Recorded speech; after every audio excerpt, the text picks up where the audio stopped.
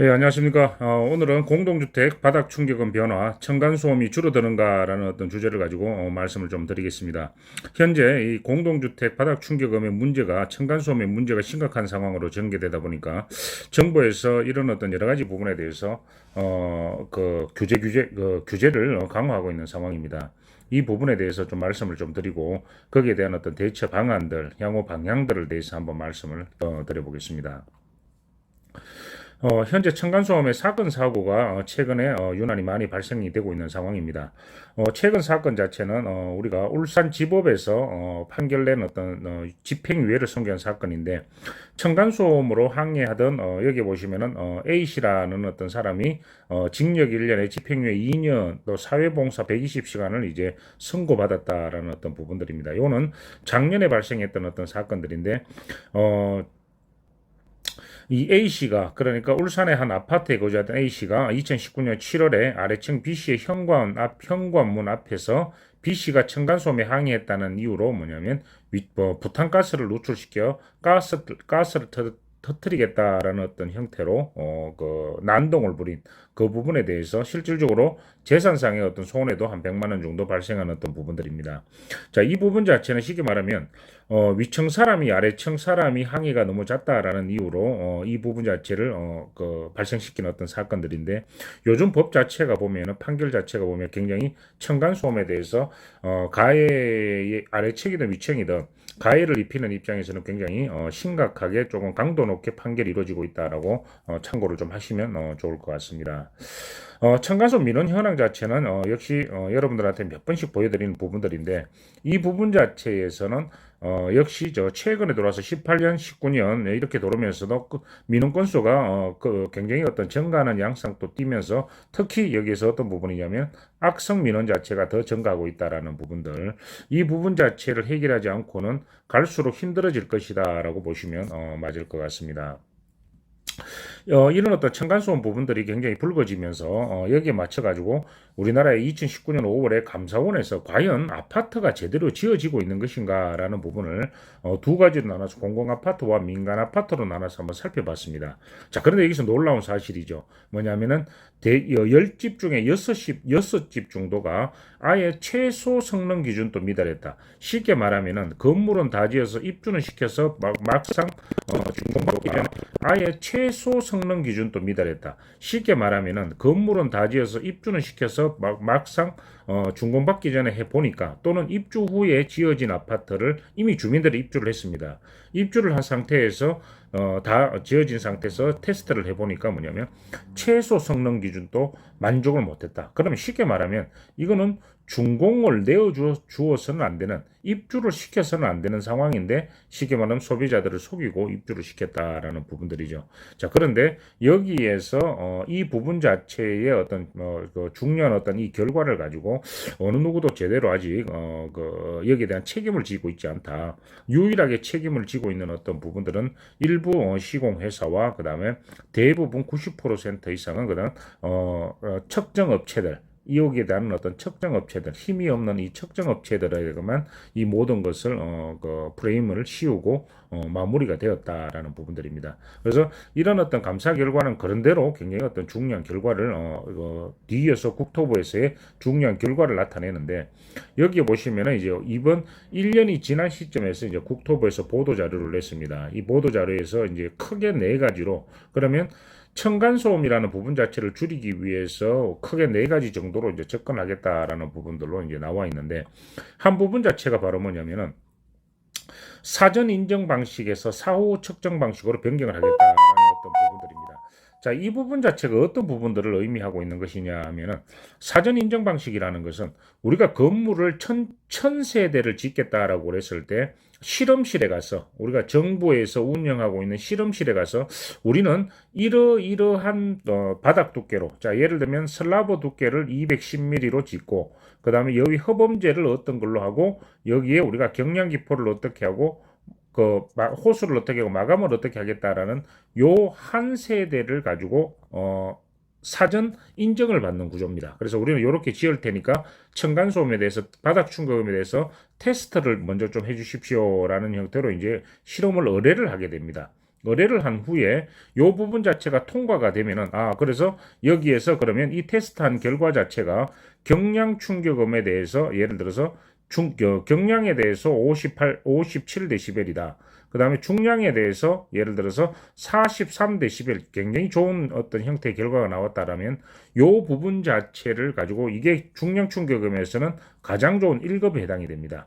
이 1급에 해당되는 부분의 결과가 실험실에서의 테스트 결과로 나왔다면은 이 1급이 나왔다라는 부분 자체를 분양가에 그대로 반영을 해서 가버린다라는 것이죠. 그런데 실질적으로 이렇게 실험실에서 받았던 어떤 구조 자체가 나중에 테스트를 해보니까 성능 미달인 부분 자체가 너무 많았다라는 거죠. 그래서 이런 어떤 부분들이 1급이라는 부분 자체를 아까 우리가 받던 1급이라는 부분 실험실에서 받은 1급 자체가 테스트를 해보니까 뭐냐면 실질적으로 성능 기준도 만족을 못하고 있더라라는 부분들이죠. 말 그대로 이런 부분들을 소비자들을 다 기만한 부분들이다. 자, 그래서 이 부분 자체는 이제 정부에서는 사전 인정 방식에서 그러면 우리가 감사원 결과에서처럼 사후 방식으로 바꾸겠다. 준공 후에 측정 방식으로 바꾸겠다.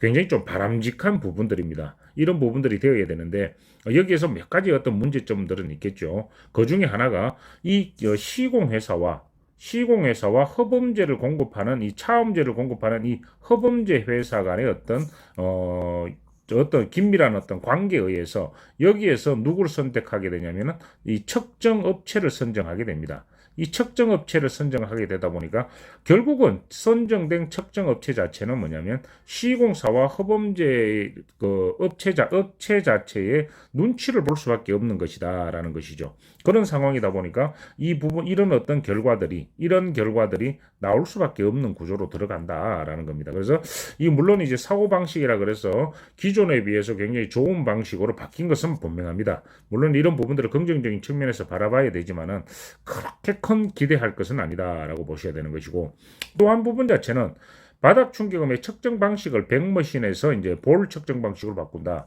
이 부분 자체는 어떤 부분을 대해서 이제 바꾸게 되느냐면은 중량 충격음이다라는 어떤 부분 자체를 바꾸게 된다라는 것, 측정 방법을 바꾸게 된다라는 것인데 우리가 기존에 사용하고 있는 지금 현재 사용하고 있는 것은 이런 백머신입니다. 큰 바퀴가 달려서 이제 자동적으로 기계 자체가 알아서 자동으로 측정하고 하는 방식인 반면에 이 방식 자체가 주파수 면이라든가 이런 저주파 부분, 중량 충격음을 하게 되는 저주파 부분 자체를 조금 반영하는 것이 미흡하다라고 해서 뭘로 바뀌게 되냐면 볼 방식으로 바꾼다라는 겁니다.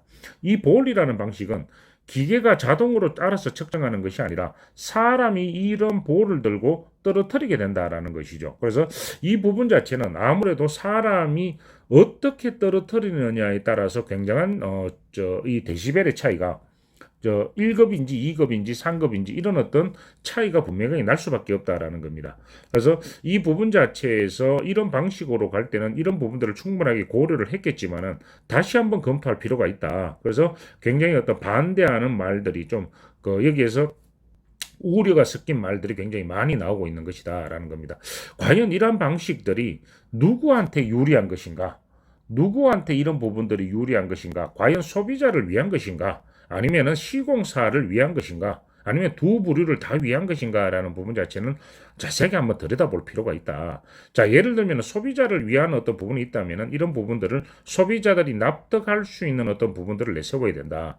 지금처럼 소비자 단체들이 반발하고 어떤 반대 성명을 내고 언론에다가 이런 부분들의 반박 기사를 내는 이런 양상이 펼쳐져서는 안 된다라는 것이죠. 그래서 정확한 어떤 볼 측정으로 가기 위해서는 이런 부분들을 해소하고 진행할 필요가 있다라는 겁니다. 그리고 세 번째는 뭐냐면 감리원 감독을 강화하겠다. 굉장히 좀 바람직한 어떤 부분들은 분명합니다. 자, 그러나 이 감리원 감독은 뭐냐면 반드시 여기에 전문가들이 대동이 되어야 된다. 아무리 이 감리원 감독이 되더라도 이 감리원의 감독을 강화시키더라도 어찌 보면은 생각하기에 따라 가지고는 뭐냐면 시공사의 책임을 감리원에 씌우는 어떤 꼴이 될 수가 있다. 자, 향후에는 이 층간소음이라는 어떤 이 부분 자체는 굉장히 사회적인 이슈화가 될 것인데 과연 이 책임 소재가 책임을 누가 질 것인가라는 어떤 이 부분 자체가 향후에는 몇 년 상간에 불거질 것입니다. 과연 그러면 이 책임 소재가 누가 될 것인가? 첫 번째 책임은 지금 현재 이 결과에 따른 첫 번째 책임은 뭐냐면 힘이 없는 측정 업체가 이 부분에 대해서 이제 책임을 졌습니다. 그러면 과연 두 번째 책임은 누구냐? 이제 결국은 여기에 나와 있는 감리원들이 지게 되는 것이다라는 것인데 과연 이것이 바람직한 방향인가라고는 조금 의문이 가는 어떤 부분들이다라는 겁니다.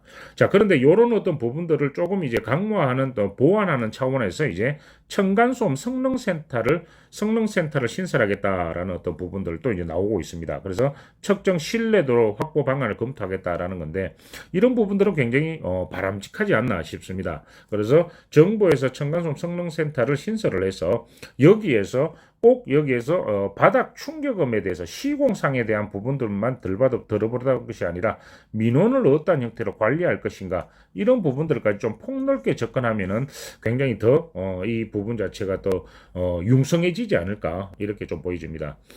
이번에 나온 어떤 국토부 자료 자체는 여러 가지 우려스러운 부분들도 있는 반면에 굉장히 좀 긍정적인 측면들도 분명하게 있다라고 보여집니다. 그래서 이런 부분들이 과연 시행이 되었을 때 그 결과는 어떤 형태로 나타날지 통상적으로 3년 내에는 이런 결과들이 나타날 것이라고 분명히 보여지는데 분명한 것은 기대도 충분하게 하고 있지만 민원이라는 측면에서는 굉장히 좀 민원이라는 부분 자체는 향후에 더 악성 민원을 해결하지 않는 한에는 이러한 어떤 신규 아파트에 대한 어떤 제재만으로는 한계가 분명하게 등장할 것이다. 그리고 악성 민원에 있는 사람들이 이렇게 만들어진 신규 아파트로 가더라도 이 신규 아파트에서는 역시 층간소음 민원은 굉장히 더 확대되어서 사회적인 문제로 가는 것은 분명하다라고 보여집니다. 자, 오늘 지금까지 이 바닥 충격음의 변화가 기준 자체가 어떻게 변화가 되는가에 따라서 과연 층간소음은 민원은 어떻게 변화될 것인가라는 부분에 대해서 한번 살펴봤습니다. 예, 감사합니다.